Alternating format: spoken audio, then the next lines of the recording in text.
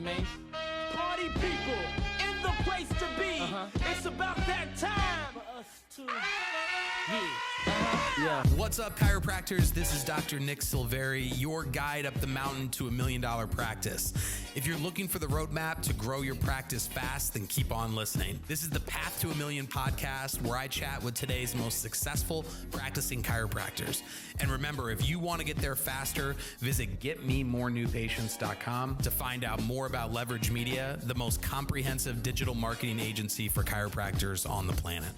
What's up, everybody? This is Dr. Nick Silveri with LVRG Media. We are here on the Path to $1 Million podcast with my good friend, Tabor Smith. Say hello to the audience, Tabor. Hello, audience. It's an honor to be here. All right. So today we're going to be talking about Tabor's office. And then we're also going to do another interview where we talk about your the spinal hygiene movement. We're going to talk about the Better Way documentary. We'll talk about the program that you got at Life going on for certified spinal hygienists. But today I want to bring as much value to those practicing chiropractors. You are one of the rare breed that is still in practice. Not only I own a practice, but I haven't seen patients regularly since 2011. You're seeing them pretty much every day. You and your wife are both chiropractors. And you also are running businesses outside of your office that take a lot of your energy. We were talking a little bit about that today. So on these podcasts, I try to, you know how sometimes like it can take 15 minutes to like get through the person's like backstory. Give me the 30-second version so that we can really dive into the value for the people. Absolutely. So I graduated from chiropractic school at Parker, worked for a chiropractor in Amarillo, Texas, of all places. And it was a great experience. We saw over 1,400 visits a week in that office. Wow. And then I worked there for 2 years. I've always wanted to own my own business and start my own practice. And my wife's a chiropractor as well. So we started ours in Houston. That's where she was from and where she grew up. And our chiropractic office grew quickly. And because of the trial and tribulations and the implementations, that's where, some of the other stuff that we'll talk about later, the spinal hygienist, the film A Better Way, like it came out of being able to really be in the trenches, adjusting, working, talking with patients, seeing that it worked with boots on the ground before we even tried to help other chiropractors do that. Yeah. So a lot of the things that you help with are really focused around, patient care. The stuff that I help people with is around marketing. So I can kind of do that from wherever. But in order for you to really lead that spinal hygiene movement, it's like you need to be seeing patients. I made a decision early on in practice that I just am not going to take advice from somebody who doesn't do what they're teaching. Yeah. You know what I mean? And I understand if they have a big, long experience of actually doing it and now they're retired and teaching. I get it. Yeah. But I just think there's too much of somebody just teaching me something and they've never actually done it. Right. And even when they haven't done it for a while, it's like stuff's changing. Things change. Absolutely. All right. So Tabor is a 3-star doctor. That means that he has accelerated through 3 stages of the $1 million practice pathway, I guess we'll call it. He accelerated through the 0 to 250 stage, accelerated quickly through the 250 to 500 stage, and he's currently over $1 million. So we're going to talk about each one of those 3 and the one thing that really helped you accelerate the fastest through each one of those stages. Yeah. So for the 0 to 250, what was that one thing? That was the fastest stage. And how fast did you do it in? Less than a year. Like if you had to say like how many months did it take you to get to 25,000 a month? By the end of our second year, we were over 250, but we got there quicker than that. It's just on our taxes on that first year, because it took about 6 months to really like get going. Yeah. I don't think we hit it by the first year, but very quickly. But you were in the 20,000 to 25,000 a month range. Absolutely. In the first year. Within the first 3 to 4 months. Okay, perfect. Yeah. So what was the one thing that you would attribute most of the success to that? Because kind of paint us a picture real quick. This was back in, you said you were in school in 2004? Yeah, I graduated 2007. Okay. And then I worked for 2 years. So this was 2009. Okay.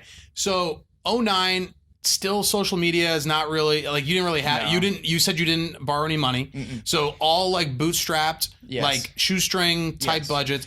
Give me, like, paint me a picture of like what it looked like, where you were at. And all that. So mentor of mine, the guy that I did a 2-year associateship with was Dr. Shane Hand. And the best advice he ever gave me was don't borrow money to start practice. Yeah. Because he told me that, I started looking for offices around Houston where I wanted to work and asking him if they would just rent me a room.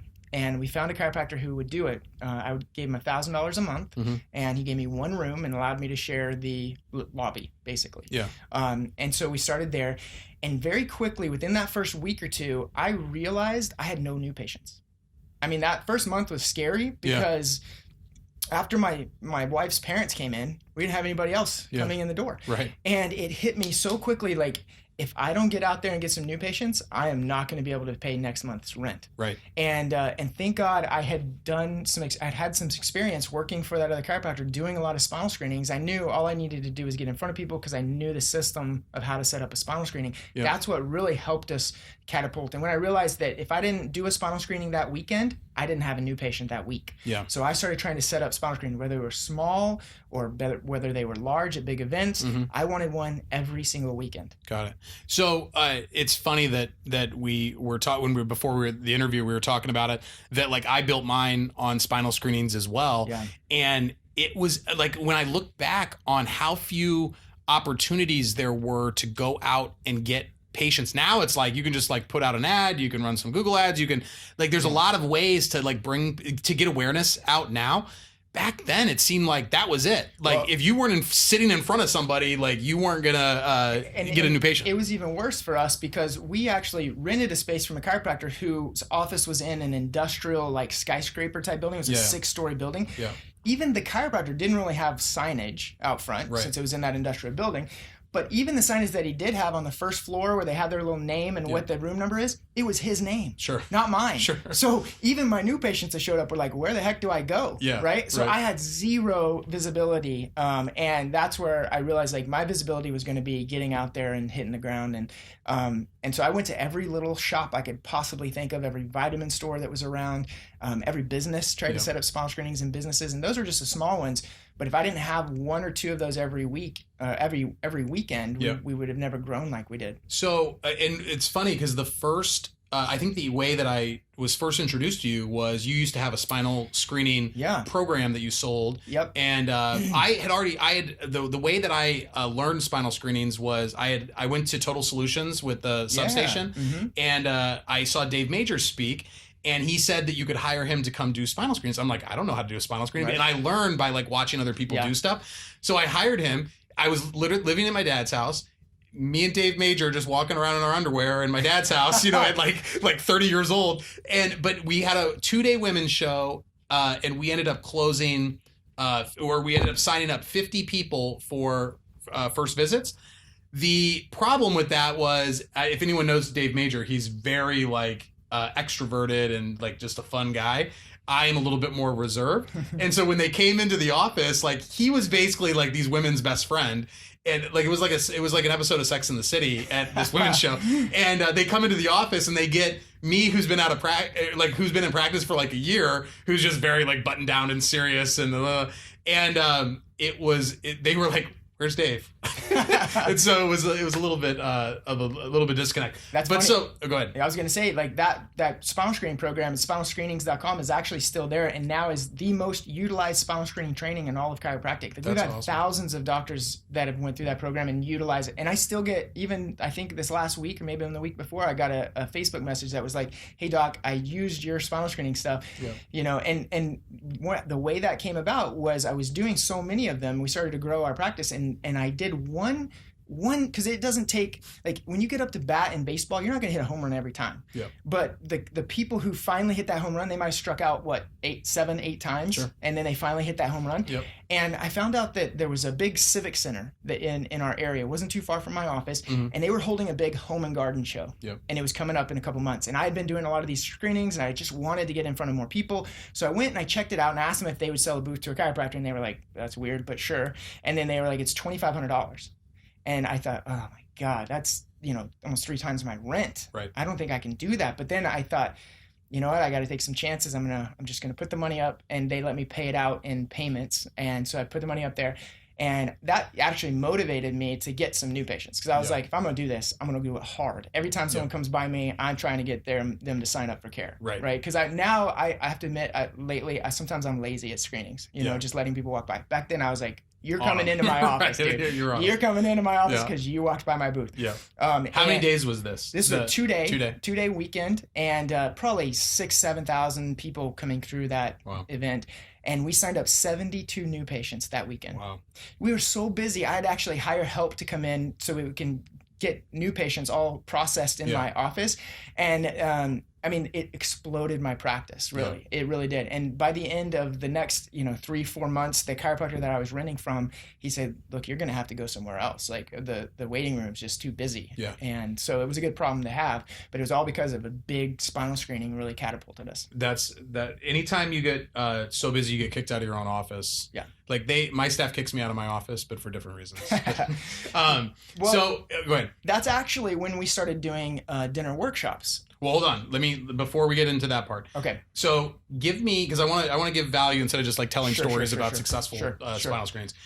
When you're going, so when you talked about setting them up, obviously you're not setting up the home and garden show. I didn't tell you this. I actually am a part owner in a bridal expo company. Oh, really? So like we did bridal expo, or we still do bridal expos, and we used to do women's shows. We don't do women's shows anymore. But I got so sick of the radio stations. They kept stopping the shows that they were doing, or they would do a bad job of it. That we ended up creating them pretty much like 50% of the reason was so that I could have more opportunities to do screenings. Nice. So give me, when you're setting them up, give me like the 3 secrets to getting one set up. Mm-hmm. And then once you're at a screening, and it could be for any of them, but what are the 3 secrets that chiropractors really need to focus on when they're doing it to get somebody to schedule to come in the office? So chiropractors need to realize there are 2 different types of venues that I call them venues. The first type is your small business. Like if you're really hungry, you're just starting out, you're going to want to just set up any type of screening you possibly can. You go to little businesses to try to screen employees. You go to vitamin shops that'll let you in and set up a booth. You might only be there for an hour or 2 on the weekend. It's not a big thing. And you might get 1 or 2 new patients from it, but at least you're getting some new patients. Right. And then there's the chiropractors who, they don't want to invest that much work and sweat into actually getting new patients. And for those chiropractors, I tell them, really look for bigger venues that can house bigger events, and that's a shortcut, right? So like I said, I found that Civic Center wasn't too far from my office. Now I have their schedule and I know every event that they're going to have at that Civic Center. Churches, sometimes they have events and health fairs. You want to find out where people are at. Where are people at? Yeah, exactly. What buildings could even hold events that big? And then let me go find their schedule, and that will help you to start setting up more spinal screens. So, I always talk about, Facebook and Instagram, just like content marketing. I always explain it as the world's biggest spinal screening, because all I ever cared about, I didn't care if it was a health fair, a women's show, a men's show, a boat show. We did screenings everywhere because all I cared was that there were like spines and heartbeats there. Yeah. And if they're in the cooking shows, the boat shows, those were a little bit tougher than if it was a women's show to get people to come to the booth. But, you just have somebody that's really friendly, that's, roping people in. But so when you were setting them up, what were so those are good places to go to. What are like the real like secrets that allowed you to be successful in terms of like getting a yes from wherever? Good question. So I split my spinal screenings up. I got really efficient in doing them because we did so many. So I split them up into. How many were you doing a month? Well, at least 1, sometimes 2 every weekend. That's great. So 4. It was always on the weekend? Yeah, always on the weekend. I mean, if I had a chance to do it during the week and I didn't have that many patients, I might have done it. But what I did was I split up into 3, what do you call them? Like sections of the screening, meaning the greeting is step 1, the screening is step 2. Hold on, I still want to get to how to even get them set up. How to get the screening set up. Yeah, I'm saying like how to get a yes from the business owner to like come and do it. Like what are the 3 like the things that really like move the needle for you? So first we have to actually know the businesses, because I do recommend that you have somebody or you yourself sit down about an hour a week and do phone calls. Yep. You could go to the business and you'll use these same recommendations or same things if you go to the business, but a lot of times you don't have time to do that. So and you could call. DM people too now, like with LinkedIn and here's Instagram. What I do. I try to get a lead. This was back before where they even had like lead pages and ClickFunnels and all those things, but I was still trying to get a lead. So what I would do is I would find out what businesses are in my area, what's their phone number. When I called them, I said, hey, this is Dr. Tabor. We're doing an outreach program where we do free spinal screenings for employees. I'd love to give you more information on that. Can I get an email from you? Yeah. And so they're on the phone. They're probably busy. They're wanting to get off the phone anyway. They're like, yeah, send it to da-da-da-da-da. Yep. Now I got a lead. Got it. Then I send them information on that screening. When can we set this up? Can you reply back and forth to me? Might need to call them again. But if I can just get their lead and let them know that we're doing an outreach, now I have a list of leads that we can keep following up with. Perfect. So getting the lead, and if you have like somebody who works at the business, obviously that's going to be ideal. Patients are a great way to get leads if you have them. And then when you did get somebody on the phone, you were talking to somebody and they were actually listening to you. What was it? How was it that you presented it so that you got to the yes? Ideally, if you have a patient or you know somebody or you know the business very well, you'd say something like, hi, this is Dr. Tabor. Mary, I just wanted to let you know that your vitamin store is of huge value for our community. We have a lot of patients who shop there, and I just want to let you guys know you're doing great. I also thought about you because we are doing a community outreach where we're actually setting up spinal screening booths and screening the community for spinal health awareness. Yep. And I'd love to set something up with you. Do you think that there's somebody else I need to talk to, or do you think I can get an email where I can send you more information? Perfect. That's all. That's all I'd say. Awesome. All right. So the weekends for when you're doing like vitamin shops, if you're trying to get into a business to screen the employees, obviously during the week. All right. So now we're at the screening. Yes. You get somebody, or first of all, what's your best way of stopping people?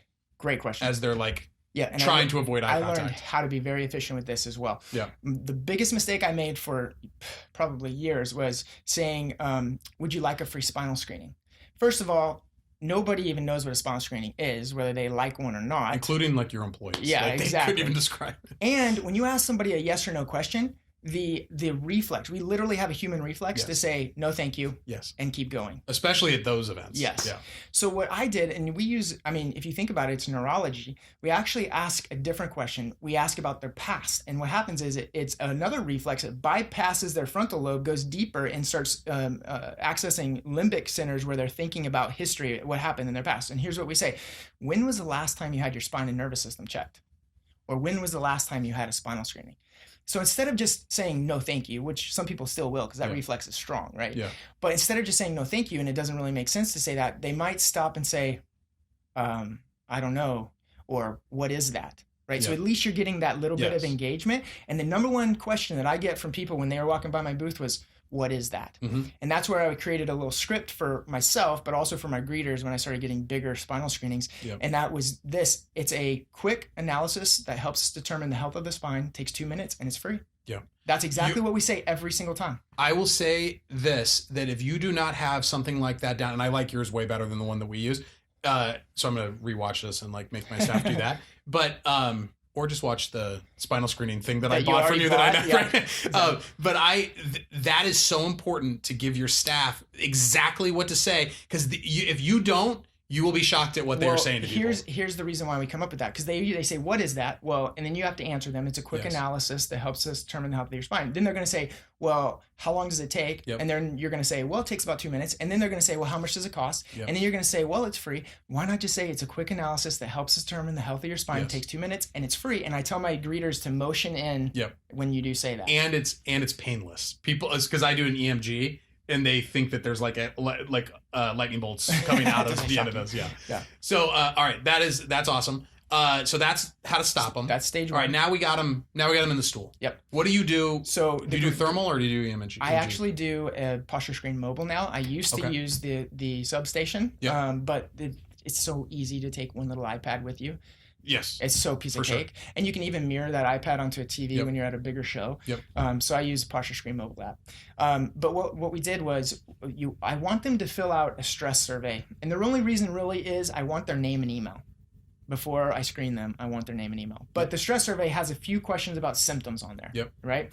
But I don't want greeters out standing in the hallway with clipboards. That's one way to make sure everybody avoids you. Yep. Right? You don't never go up to somebody with a clipboard. Right. Yeah. So when they say it's a quick analysis, helps us determine the health of your spine, it takes 2 minutes and it's free, and then they bring them into the booth, now they can walk up to the clipboard and say, Dr. Tabor will be with you. You're going to be next. Just fill out this quick stress survey for us. Yep. And I want it to be a quick stress survey. Like I have them, they're in our kits that we use. It literally has like, what are your symptoms and what's your name and what's your email. Got it. And that's the two things I want to know when I'm a doctor and I'm screening them is their name and their symptom. Got it. And I'm the first one to tell you, we won't use symptoms all the time, but that's a great way to get people engaged and listening to what you're saying. When you got 5 minutes, yeah, exactly. It's probably good to talk to them about the things they care about. Right, and it's helpful because I always tell people, anchor what you're about to do to their symptom before you screen them. Right. So like our script goes whenever Mary stands up, she hands me her clipboard. I'm gonna say, Mary, I see you're having this upper back and neck pain. How long have you been having that? And really, no matter what she says, she might say, oh, it just started this morning, or it's been there for years. I'm gonna go, really? Well, I'm gonna be very interesting with what we find on our screening today. I'm going to be very interested in what we find on our screening today. Yeah. And in Mary's head, she's going, oh, he's looking for the cause of my problem. Right. And so now... And you're interested in Mary, who doesn't like people being interested in so then she goes, I'm going to be interested in what you find too then, Yeah. And then I'm going to remember what her symptom is when I do find deviations or postural alterations in those areas. I'm going to tell her, you know what, Mary, that's exactly where the nerves come from that, that could cause the symptoms that you're having. Yeah. The next step would be to get a full examination so we can find out exactly what's causing those problems. That's awesome. Yeah. All right. So Mary's got the postural deviation. Yep. What do you have you because spinal screenings, it's like they'll sign up, they'll even pay. Yep. And then the show up rates are sometimes a little bit dismal. What are the things that you're doing when you sign them up to really try to give you the best chance getting them to show up? Well, you're going to have that problem no matter what you do. Yep. But what I teach my schedulers, so we had the greeter, then we had the screener, now we have the scheduler. Yep. Once Mary says, yeah, that's something I'd be interested in, we take her to the scheduler, and the scheduler is supposed to get a double yes before she can schedule anybody. That's the rule. You must get a double yes. Mm-hmm. So basically, she goes through the whole scheduling routine, which I'm sure every office does, like Monday or Tuesday, and Mary says Monday. Great, we have a 3 o'clock or 4 o'clock, which one? 3 o'clock. And so then my scheduler is going to say, okay, Mary, I have you scheduled on Monday for 3 p.m.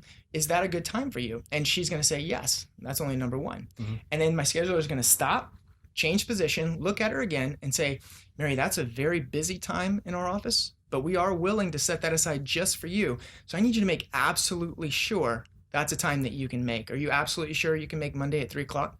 And Mary's going to go, let me check my schedule. Basically is what they do most of the time because they didn't know you were serious. They were just trying to get something scheduled and get it on the board. Yeah. And but so that's it. And then, but if Mary says yes, that's her second yes. Yes. So we never schedule anybody without a double yes, and we do accept payment at the screening for all of them that we can. Yep. Sometimes there's some small mom or pop shops like little vitamin stores, and we don't want to just take money from them if they. So we tell them they could pay when they get in. But you're gonna have less shows when You're going to have less show rates when you don't accept money at a screening. So unless it's just a really small store and I don't want to take away buying power from people for those people, I'm going to make sure they pay at the screening. Got it. Have you done anything where you've got other people out screening for you, or are you always doing it? No, we have other docs or other people that are out screening. I usually like to have a doc screening, though. Have you ever tried doing it with a layperson? I haven't. No. Mm-mm. I'm always actually curious. I take that back. We did have one CA that I thought was with her intelligence and qualifications with anatomy and physiology, she was able to do some of the screenings on her own. So actually we did. Okay. I'm always fascinated on the people that are really crushing it. Like I've got a client that their office does a ton of spinal screening still. And they use just professional screeners. And I think these people do it for multiple offices. Mm-hmm. But man, that would be such a great, because I'm such a big believer in them. It's just that doctors are so anti going and doing that on the weekends, which it's I get. Yeah. But if this is why we're talking about the 0 to 50 level and not at the $1 million level, because you gotta hustle when you're starting out. You don't always have the money to just throw at problems. Right. Yeah. And when I opened my practice, there was something in the back of my head going, you know what? I'm going to give it every single thing I have so that if I don't make it and I have to go get another associateship job, at least I would put it all out there on the table. And most of the time, if you do put it all out there on the table, you're going to be successful. The one thing I will say about Tabor is that the one thing I'll say about Tabor is that the not only are you the nicest guy in chiropractic, but you are a doer. You are nose of the grindstone, getting stuff done. Our lights are just going out left and right. Dark room. That's fine. You look great in this light. Thank you. It's like a spotlight on you. So Let's see. All right, so that's a ton of value for spinal screenings. Like if you only listen to that, I feel like you could get that's like the 80 screener program right there. I know that's like 80 to 90% of like. I'm like sitting here. I'm gonna go back and like find it and like watch it because I was like there were some good nuggets in there that even I don't do. Awesome. All right, so 250 to 500. You've got a base flow of patients now because we didn't have Facebook ads back then. Sure. Then you went into dinner talks. Yeah, so I learned how to do a dinner workshop just from attending them. In my 2 years that I was an associate at Dr. Hand's office, he did dinner workshops. But he had 1,400 patients. So he sends out an email or just flyers up in his office. He fills a dinner workshop. Yeah. You know, and when I first started, half the reason why I did so many screenings is because I just didn't have anybody to fill seats in my dinner workshop. And one of the things, here's a trick, right? And it is a way to fill dinner seats without patients. And back then, like now, I guess you could run a Facebook ad, but back then you couldn't really do that. Facebook ads. Like for dinner workshops are not as effective as they were a year ago, and they will be less effective in another year. Yep. And they're expensive, and sometimes they don't work. So like, let's go the Tabor style. Watch this. So I started thinking, like, I'm doing these screenings, and I'm signing, a handful of patients up, but hundreds of people are passing me by and saying no, thank you. Yeah. And I was like, I wish I could get those 100 of people to my dinner workshop. Okay. So what I did was I put up what's it called, where the lead board, where they fill out like a win a free dinner. Raffle, whatever. Okay. Yeah. So I did a raffle at all my screenings. Every screening that I had a lead box out front where they could sign up to win a free dinner at Texas Land and Cattle, which is the place I did my dinners, right? And for them and their family. And so now every screening I had, I got 50 to 100 leads of people who wanted to come win a free dinner. Yeah. And then what I did, I created my own script. I didn't really have one. The next day following, like the Monday when we got done with the screening, I would personally call them and say, hey, this is Dr. Tabor. We met at the screening this weekend. Congratulations, you're one of our winners. That dinner is going to be this Thursday night at Texas Land and Cattle. I'm going to give a quick 20-minute presentation on health and how you and your family can live a long, healthy life, and you're going to have a steak dinner. How many seats can I reserve for you? And you know what? 7 out of 10 said no, but I literally would get 30, 40, 50 people to my dinner workshop that were not patients at all, just from people who didn't sign up on my screenings. I'm just saying, like, this is why you are as successful as you are, because it's like 90% of people would never pick up that phone and do that. No, they try to outsource it to their. I didn't want to do it. Like, I mean, that's what I tell people. Like, you're gonna go, do I really have to make these phone calls? And then, but in my head, I'm going, yes, I do. I'm gonna make myself do it. And I only had like 1 or 2 people ever get like upset with me for calling. Yeah. But I don't care. I'm at least going to offer it. And you'd be amazed how many people I got to my dinner by doing that. And I did it myself. I didn't have a CA do it because I was afraid they just wouldn't understand or wouldn't say it nice enough, Yeah. And but yeah, we filled up a lot of dinner workshops just with that little measurement. That's awesome, man. I whenever we talk about this stuff, I'm always just like, man, I need to like take the class that Tabor took to like just do the thing that you got to get done. All right, so so you were setting them up. Now again, you can get Facebook ads. You call them, they say, yeah, I want 3 seats. Yeah. Now there's the gap between they said yes to actually showing up. Sure. What's your like tips on getting them to actually get there?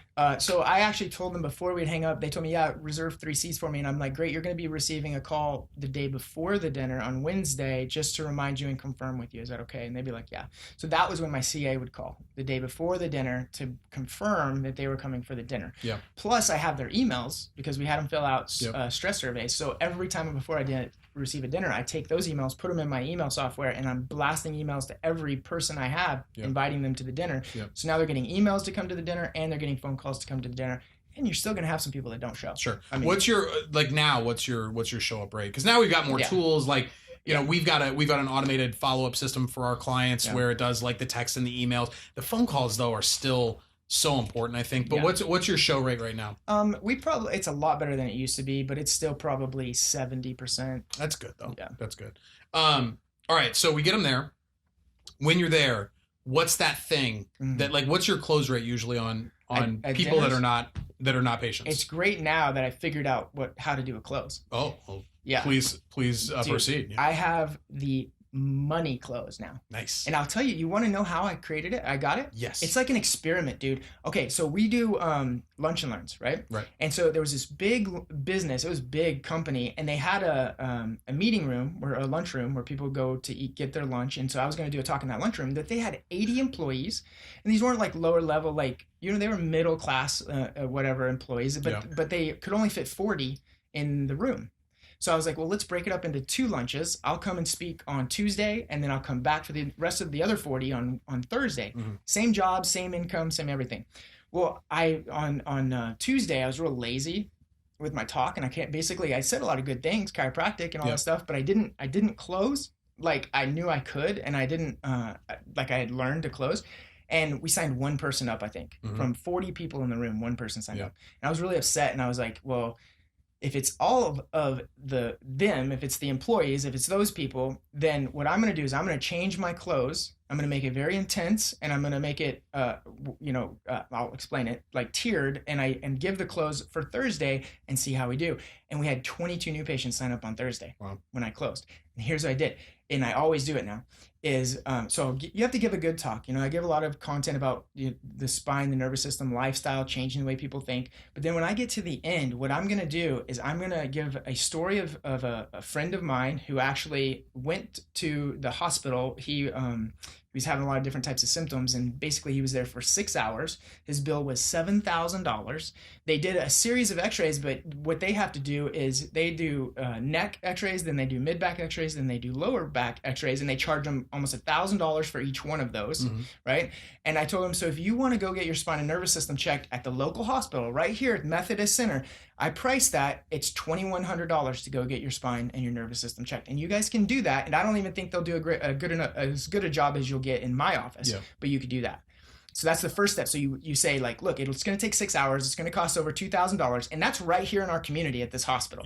Yeah. So it's like, but guess what? What we do in our office, we do a 2-day process where we get all your x-rays taken properly, weight bearing, standing, like you need to be taken. You're going to sit down with me. We go over your entire health history. All of that is only $286 in our office.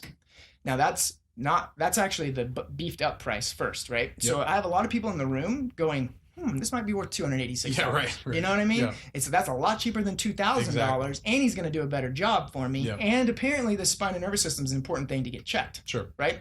So then I'm going to say, and then what I'm going to say is, but because let me come to your office, what we do just for you and just for today is, if you do want to take advantage of that, I'm going to actually do it at my cost for $117, and that's my exam price. You'll get both those days, all necessary x-rays, and time with me to find out what's causing your problem and what you can do to really correct it. That's great. And so people jump on that at $117. Yeah. At $117. Not like $20, not $47, $117. But if I would have started with $117 in my clothes and been like, it's $117 to come in, nobody would do it. There's a reason why Russell Brunson shows you a $20,000 value price first before it hits you. And I made it real to them, because it really happened to a friend of mine, and it really happened in a low. And here was a real price tag on it. Yeah. And you can go do that if you want to, but it's only $286 in my office. Yep. And here's the thing too. I tell them there's a catch. It's only 2 things actually that I ask. If you want that price and you want that discount, make that appointment today. It's hard for my staff to track you down to see who was at what talk and who gets what discount. Yep. So we brought the schedule with us. If you want to schedule that, you'll get that at that price. Yep. And I say I only have one other thing. If you do make that appointment today, you what? Show up. That's exactly what they say. I don't say it. I go, you what? And the whole audience goes, show up. So it definitely decreases your no-show rate. Nice. That's gold. Like, that's such a good close. Dude, like, I love that value. That's great. All right. So, that's a ton of value for the talks. So now you're at $1 million plus. Yeah. Once we started doing, dinners, we do them every month. I've done them every month for the last 10 years. And we average 40 patients or 40 people in our dinners now the first Monday of every month. Do it. I see him on Facebook no matter what. Yep. Yeah. So Tabor just got done. The reason why he's in a suit today. This is the last time you wore this was 5 years ago, right? Yeah, exactly. Yeah. So this is a special occasion. It's still he dressed up 5 years ago. He dressed up just for this podcast. So he just got off the stage speaking at ChiroFest, and he's got a new wrinkle for his dinner talk. So tell us about that. Oh yeah. So we've been working hard over the last 13 months to create a chiropractic documentary called A Better Way. It's an hour-and-a-half feature-length film, and we'll do movie events in our community with it. Invite them to our office or invite them to a theater to do movie events. But because our office is, every month we're doing these dinner with the docs, what I really wanted to do was dinner and a movie. Yeah, I love that. To be able to show that, and I don't have to carry the whole load. I don't have to sit there and give a 30-minute presentation. And I've asked our editors for the movie to power pack us a 25 to 30-minute movie that is actually going to come across, share the message of chiropractic, make it important, make it vital that you get your spinal nervous system checked, and be able to play that every month for our patients, and then sign up new patients that way as well. I love that idea. So explain to me how are you going to do like 5 minutes at the beginning, hit play, 5 minutes at the end? Exactly. Dude, you did not mention this in your talk, and just like I'm always trying to think of like ways to help. If you sold that idea, because in order to get the 30-minute, explain. So the better way, A Better Way is a documentary. It is, and you're gonna have, and we're gonna talk about this on another episode when we do like his expert interview. Not that this isn't an expert interview because it's been awesome, but we're gonna talk about A Better Way and spinal hygiene really deep on another one. But The Better Way is the documentary, but it's an hour and a half long. Can't really have people sit through an hour and a half thing while they're eating dinner. Yeah, and not so you're gonna do, but you're going to give them tools to where they can promote it in their practice, because it really is like heavy into like natural health care and chiropractic. But that 30-minute version, you have to become a partner for that. So explain that real quick so they know what they'll need to do. That version is not going to be let out to the public. So and we really need to raise funds to promote the movie, to get it in front of more people, get it to Netflix, get it a bigger audience for it. And what we're going to do is invite chiropractors to be partners, and you can go to abetterwayfilm.com/partner. No S on the end. And we've set up an entire package, not only a movie event package, so it shows you how to do successful movie events. We've had over 350 people out to some of our events, so I'll show you how to get a lot of the community to come out to your event and do major ones, but also how to do that dinner and a movie, and you'll get access to the 30-minute video movie as well, and that's the only way you can really get it. So, and is it $279? $279 for. So I got sidetracked, but this was my idea. If you sold that idea to chiropractors as A, they don't have to talk at the dinner, or B, it could be associate driven because the video is going to do all the work. That you'll sell 1 billion of them. It should be 27,900. Everyone would buy it. That's what I was thinking. If like associates could run the dinner, and all they have to do is like, and I would imagine you explain like the 5-minute thing. Here's the script, what you say, and that close you just talked about. Here's the close you say as soon as the movie's done. Dude, this is going to be the biggest thing in chiropractic. Like this is going to be closing. It should be, I think. This is so good. And you also should be doing the full feature length in your community. Like you can rent out like I interviewed Dr. Chad Woolner, and he's done movie events where they do like Star Wars, or they do another movie, which is not going to be high converting, but at least he's doing them, and they get like Star Wars is not convincing them that their nervous system is important. You get people to this movie, they're going to convert, into new patients, but he's had over 250 people come out to those events, and I sat down with them step by step. How did you do it? What'd you say before? What'd you say after? What would you raffle off or give away? What was your offer, at the event to get people to come in? And then we do those. We do patient appreciation days where we've had over 350 people come out. That one you just did was awesome. And so I put in there how we got that many people to come. And so no matter what event you're doing, I think that program will help you fill it up. That's awesome, man. So I love that idea so now you're doing the dinner and the movies every month. And lunch and learns. Correct. So how are you getting the lunch and learns? I assume it's similar to the spinal screenings. And, in fact, I just converted that same script I use for spinal screenings. Now when we call businesses, we say the same thing. We give a compliment. We say, look, a lot of our patients utilize your services if we can. We don't make it up if it's not true. But then we say we're also doing a community outreach program to educate employees on the importance of spinal health and hygiene. You'll have less missed days, less sick people. It'll help. We try to list out the benefits, and then all we do is ask for an email. Is there an email that we can send more information to? And that way we get them off the phone quick. They give us the lead, and now we follow up with some emails that are all templates that we send out. and we keep a list of who we've contacted and we follow up with them. A lot of times we've been doing that for years now, and a lot of times we have a schedule where we go once a quarter to that business and do like a workshop on a different topic or whatever. That's awesome. Yeah. You should if you've ever Go Get Talks. You've ever heard of them?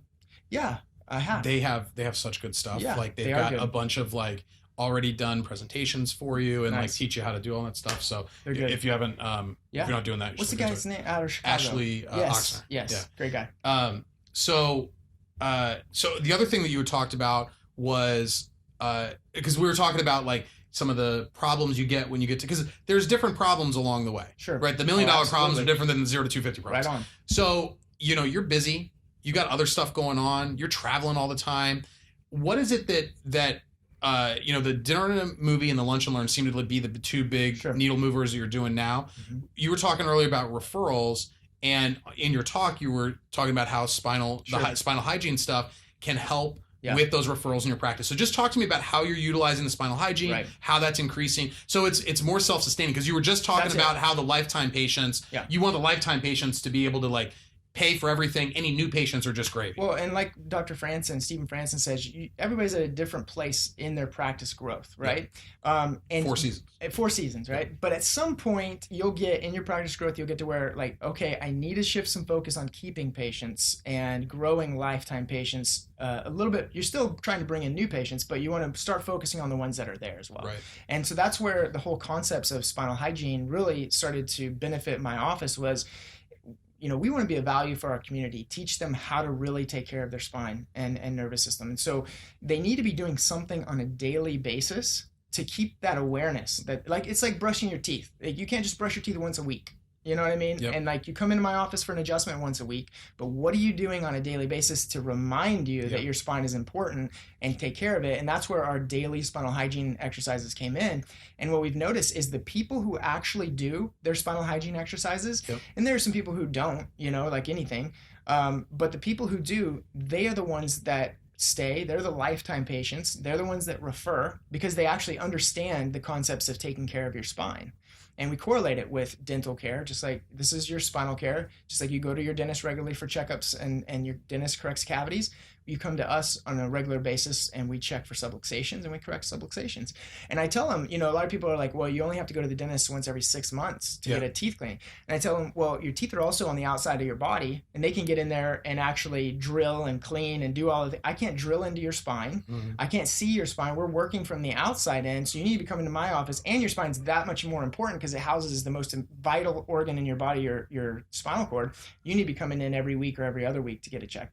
Did they really think that they were going to get away with that with your judo conversion skills? Yeah, it doesn't work. Nice try, guys. I said everything is the same in the analogy except for the frequency that you have to get checked. Yeah, that dentistry thing is so good. Like when you were talking about it today, it's like so on point. So the spinal hygiene, just give, like 30 second to a minute explanation of like what's the kit, what's included, how you do it with your patients. So we want the patient to know this, that the spine, that there's 3 aspects of a healthy spine: alignment, motion, and strength. Yep. I mean, we try to keep it as simple as possible. Right. Alignment, motion, and strength. Any lack of those, subluxation, we're checking for that and we'll correct it when you come in. Yep. Then you go back to maintaining alignment, motion, and strength. Right. And so we've created core 4 is what I call them, the exercises that come in the spinal hygiene kits. Mm-hmm. It is spinal molding and a range of motion exercise, and that's done morning and night. So basically alignment and motion. Yep. And I tell them, if you just do those 2, that's like brushing your teeth. Yep. But we also know that the 2 most degenerative areas of the spine are C5 and L5, because the 2 most degenerative postures in the world are head forward posture and sitting or sedentary lifestyle. So we're having bone spurs at C5, everybody's seeing that, and we're having loss of disc space at L5, right? So what we do is we put in a wobble disc where people are sitting and getting imbibition in the lower portion of their spine, and we do a resistance band exercise that's strengthening postural muscles in the neck. So basically, if they could just do 4 exercises a day, and I tell them, look, if you're not going to do 4, do 2. Lay on your spinal molding rolls and do a range of motion stretch every day. Try to make it as easy as possible. But if you are the kind of person that wants to brush and floss, then add these other 2 and do. Thank goodness the dentist figured it all out for us ahead of time. So now we have. Isn't that crazy? These are just like such good analogies, such good ways of putting it. All right, just so for those like, extra entrepreneurs out there that are running practices, that are trying to start something on the side, or they're doing something. Give us, like, what is it that allows you to do all of these different things? I mean, the better way, like, it seems like you were traveling all over the place. I mean, you got 3 kids, right? Crazy. You know, and it's like a busy practice. So, Yeah. so what allows you to be, and you always have like little side things with like Zano and Wolner and like all the, what is it that allows you to get so much stuff done outside of your practice? You know, I feel like I don't get enough done, to be honest with you. Like, and I think I've been able to get more and more done because I always had that feeling like I don't want to be wasting time. I don't want to be lazy, and being busy is so relative. Like, so constantly I'm thinking like, am I busy? I don't know. There's probably somebody else that's like 10 times busier than me. Yeah. So what if I'm lazy? Right. You know what I mean? Right. So I don't know. Nobody could actually come out and say, yes, you are busy. No, you are not. Yeah. So I'm like, well, what I just got to do. And my core values, you know, we talk about creating your core values. Yep. Mine was, I want to be strong. I want to be valuable, and I want to be productive. Like those are, strong, kind, valuable, and productive. Yeah. Like I want to be a kind guy. At the end of my life, I want to look back and say like, that dude was a nice guy. Yeah. You know what I mean? That, and I feel like I was successful. I feel like you're already there. Thank you, man. I appreciate that. That means a lot to me. Really does. Yeah. And I also want to be known as a productive person. Like you know, sometimes patients even aggravate me because I'm like, you're being lazy. You know what I mean? It's like, why would you want to be lazy? You know? Right. But not part of their core value. Right, exactly. So they like to take it easy. So just the fact that you said you think I'm productive, it makes me feel good. Yeah. But I guess that's all well and good. I'm glad that I made you feel good. Mm-hmm. But what is it that allows you to get so much done? Like what is, other than just like it being part of your core values? Sure. Like, I mean, there's only so many hours in the day, and it just seems like you do a lot of stuff.